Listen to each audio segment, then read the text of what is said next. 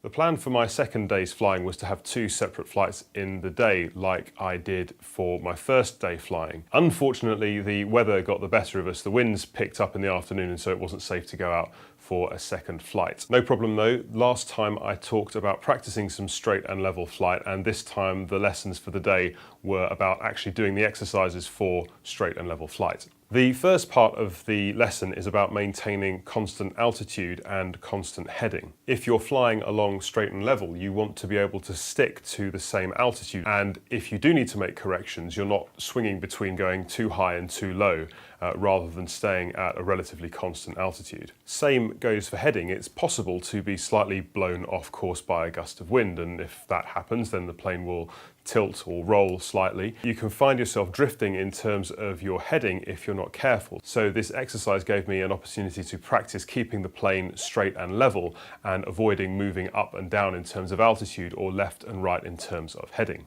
I must admit to feeling a little bit competitive with myself. If my instructor said maintain 2,700 feet, my aim was to maintain exactly 2,700 feet. And it seemed to me after a little bit of practice that in this case, the enemy of good is perfect. What I mean by that is it seemed to be possible to get fixated on flying at one level and not take into account other things. For example, I might have been concentrating on the climb indicator and trying to get it to register 0 perfectly. So you look at the climb indicator and it's registering 0 and you feel really proud of yourself because you're not climbing or diving as you've been told to do.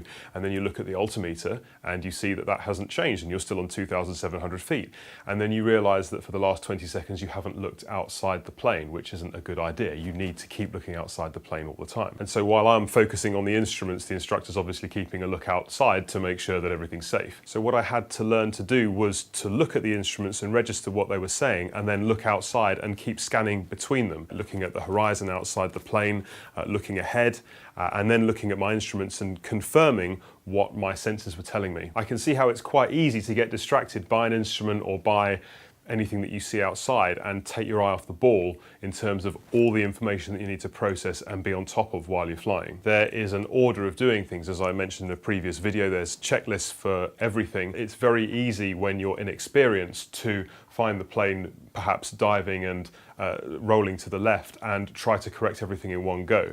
What I was told to do, which was really helpful, was adjust for roll first and then adjust for pitch, rather than try to do everything, because you end up chasing the aircraft around the sky and not really maintaining control or not getting into control in an efficient and smooth way. We also practice flying straight and level when going faster and slower than you might usually expect. Obviously, you need to be able to operate the aircraft at any speed it's designed to operate at. So we practice flying when we were going at a higher airspeed and a lower airspeed than we usually would, and then resettling the plane and then going back to normal cruise speed. The other thing we practiced was a slow, safe cruise. In the slow, safe cruise, we practice flying with the flaps out. Looking at the Cessna 152 from the back, the flaps are positioned here on the wings. The flaps have the effect of slowing the plane down and increasing the lift available to the wing. There is a maximum speed at which it's safe to have the flaps out. If you put the flaps out when the speed is too high, the pressure of the air on the flaps could damage them and damage the plane. As I understand it, flying slowly can be particularly useful when you're circling an airfield, perhaps waiting to land, and you need to keep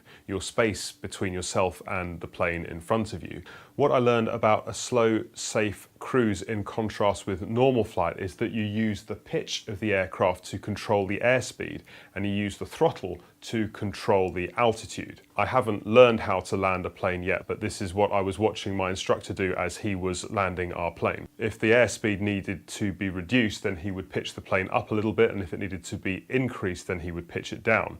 And if we needed to reduce altitude, as we did when we were coming into land, he was adjusting the throttle when we appeared to be too low. He'd just put a little bit more power in and the plane would rise relative to its previous position, and that is how he controlled the plane in. It seems like a delicate balancing act when you're coming into land, so it's something I'm looking forward to having a go at. Things I found tricky, well, I think I need to put a little bit more effort into learning how to use the radio, not so much the technical side, but just what to say and what is being said back to me. I think it would be good to at least make initial contact with the control tower at the aerodrome and set the altimeter up and get the information that I need to get to go out and taxi and get ready to fly.